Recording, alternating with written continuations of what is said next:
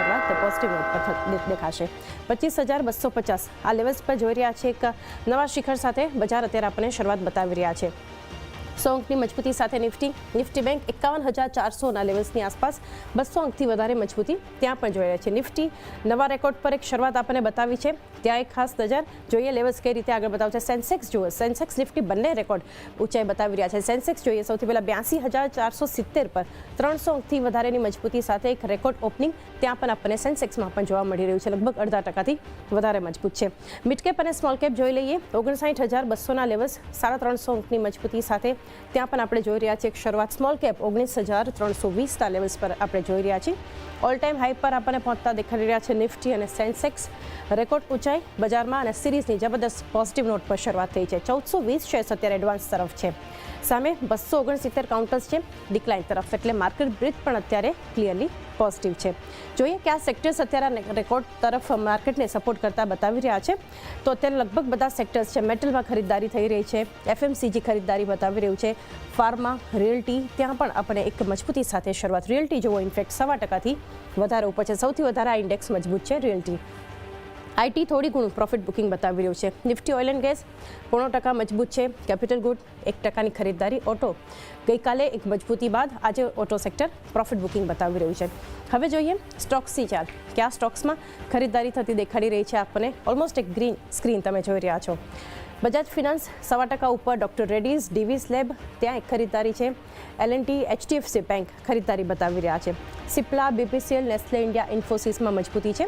Kotak Mahindra bank, tech Mahindra એક થોડું ઘણી વેચવાલી છે. સન ફાર્મામાં પણ એક થોડી ઘણી નેગેટિવ એક્શન. પ્રાઇવેટ બેંક્સમાંથી ઇન્ડસઇન્ડ બેંક અને એક્સિસ બેંક એચડીએફસી બેંકની સાથે ખરીદદારી બતાવી રહ્યા છે. પાવર ગ્રીડ પણ મજબૂત છે. આઈસીઆઈસીઆઈ બેંકમાં મજબૂતી.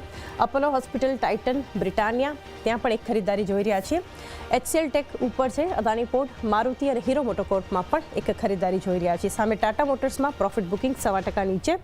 ટીસીએસ અને આઈટીસીમાં પણ થોડી ઘણી વેચવાલી એક જોઈ રહ્યા છે. એસબીઆઈ 5%થી વધારે મજબૂતી ત્યાં પણ છે. એનટીપીસી, કોલ ઇન્ડિયા બધા જ શેર્સ એક મજબૂતી બતાવી રહ્યા છે. રચના એક છેલ્લે વ્યૂ લઈએ. 25,240 અત્યારના લેવલ્સ છે. એક રેકોર્ડ લેવલ પર શરૂઆત થઈ છે નિફ્ટીની, સેન્સેક્સની.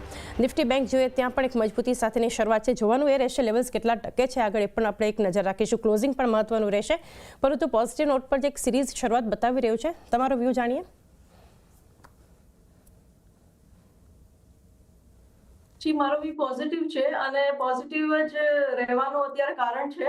આમાં અત્યારે જે આપણે થોડા ગેપઅપ સાથે ખુલ્યા છે આને ફોલો થ્રુ મળે એવા પૂરા ચાન્સીસ છે. અપસાઇડ પર નિફ્ટીની અગર વાત કરું સપ્ટેમ્બર ફ્યુચર્સની તો 25,450 જેની આપણે માર્કેટ ખુલતા પહેલા પણ વાત કરી હતી ત્યાં સુધી કોઈ રેઝિસ્ટન્સ નથી. આપણો પહેલો ટાર્ગેટ હતો 25,250 તો ગેપઅપમાં જ નીકળી ગયો. હવે સેકન્ડ ટાર્ગેટ જે છે 25,450 એ મારા હિસાબે આવી જવું જોઈએ within a day or two. Okay, એક વ્યૂ ઓવરઓલ એક જોઈ રહ્યા છીએ માર્કેટ માટે અને હવે નવા લેવલ્સ તરફ ફરી આગળ આપણને ઇન્ડેક્સ પણ વધતા જોઈ રહ્યા છીએ.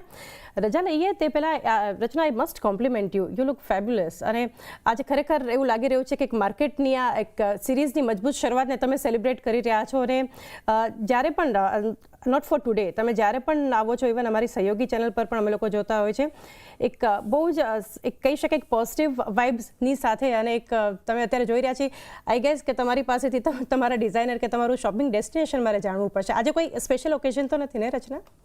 નહીં, મેં નક્કી કર્યું છે કે લાઈફમાં હવે સ્પેશિયલ ઓકેઝન્સનો ઇંતજાર નથી કરવો. અને આપણે જે કંઈ આપણને પસંદ આવે તેનો યુઝ કરવા માંડવાનો. Because life is very short, it is running away very fast. અને રોજ સજી ધજીને જ બેસવાનું. That's great. એટલે જ હું કહું છું કે ઘણા સમયથી અમે નોટ કરી રહ્યા છીએ, સ્પેશિયલી આજે એક સિરીઝની શરૂઆત મજબૂતી સાથે થઈ અને જે એક પોઝિટિવ નોટ પર છે. અને તમે પણ અત્યારે જે તમારું લુક અત્યારે આવી રહ્યો છે ઓન સ્ક્રીન પણ it's very positive and you look fabulous again. તમારી પાસેથી હું પર્સનલ કોન્ટેક્ટ તમારી પાસેથી હું લઈ લઈશ કે તમારા ડિઝાઇનર કે તમારું શોપિંગ ડેસ્ટિનેશન કયું છે. રચના, થેન્ક યુ અગેન. અમારી સાથે તમે આજે ખાસ જોડાયા અને માર્કેટ પર ચર્ચા કરી. Thank you. એ સાથે જ આગળ વધીએ હવે નિફ્ટી તરફ 25,240ની આસપાસના લેવલ્સ જોઈ રહ્યા છે. હજુ બીજી 10 મિનિટ પછી ફરી ઓપનિંગ બીટ સેટલ થશે તો આપણે ત્યાં આગળ ચર્ચા કરીશું અને ઇન્ડેક્સ સ્પેસિફિક એક વ્યૂ પણ જાણીશું.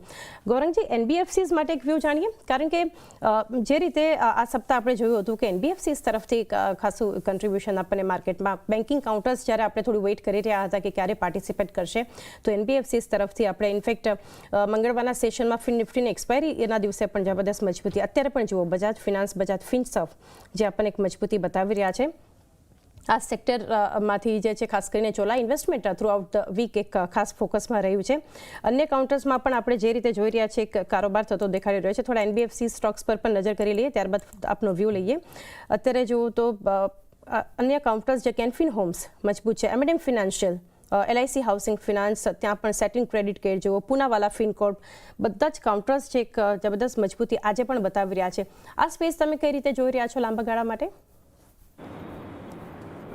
ચાંદી, આપણે જ્યારે બી વિત્તીય ક્ષેત્રની ચર્ચા કરી છે ત્યારે અભિપ્રાય મેં સ્પષ્ટ રાખ્યો હતો કે તમારા પોર્ટફોલિયોનો એક બહુ જ મહત્વનો અંગ વિત્તીય ક્ષેત્ર હોવું જોઈએ, જ્યાં આગળ તમારા પોર્ટફોલિયોમાં સરકારી બેંક્સ, અમુક સક્ષમ મજબૂત નિજી ક્ષેત્રની બેંક્સ અને એની સાથે જ non banking finance companies, diversified finance companies, micro finance companies અને હાઉસિંગ ફાઇનાન્સ કંપનીઝ. આ એક મિશ્રણ છે જે તમારા પોર્ટફોલિયોમાં હોવું જોઈએ. Bajaj finance, Shriram, Cholamandalam, L and T finance and holding, MNM, AU small finance, credit access Grameen, Canfin homes, LIC housing finance, આ બધી જ કંપનીઓ પર અમારી પાયાના મતે ખરીદારીની ભલામણ છે. અને મારા ખ્યાલથી બીજા ત્રૈમાસિકના પરિણામ આવવાના શરૂ થશે એની પહેલાં જે કારોબારની ટિપ્પણીઓ જેમ કે આપણે પહેલા ત્રૈમાસિકમાં જોયેલી, એ બધી ટિપ્પણીઓ મારા ખ્યાલથી ઘણી સક્ષમ અને મજબૂત હશે. અને મારી એક જ વાત નિરંતર રહી છે કે જો ભારત દેશ પ્રગતિ કરશે તો પ્રગતિ એમને એમ નહીં થાય. ઋણ એટલે કે રૂપિયાની જરૂરત પડશે, ક્રેડિટની જરૂરત પડશે, લોન્સની જરૂરત પડશે. અને એ પરિસ્થિતિમાં ઋણની માંગ ઉપર જશે એટલે કે ક્રેડિટ ડિમાન્ડ ઉપર જશે, જેનાથી નેટ ઇન્ટરેસ્ટ ઇન્કમ અને માર્જિનમાં સુધાર થશે. અને નિરંતર આપણે છેલ્લા ઘણા ત્રૈમાસિકથી જોઈ રહ્યા છે કે ગ્રોસ અને નેટ એનપીએ આ બધી જ કંપનીઓના નીચે આવી રહ્યા છે અને પ્રોવિઝનિંગ નીચે આવી રહી છે. આ બધા સંકેતો છે જે તમને કદાચ થોડી ઘણી દશા અને દિશા બતાવી રહ્યા છે. ઓકે, ઓવરઓલ એક વ્યૂ એનબીએફસી માટેના બધા કાઉન્ટર્સ છે ગૌરંગજીએ જણાવ્યા. લાંબા ગાળા માટે એક ફોકસ રાખવું જોઈએ. બજાજ ફિન્સ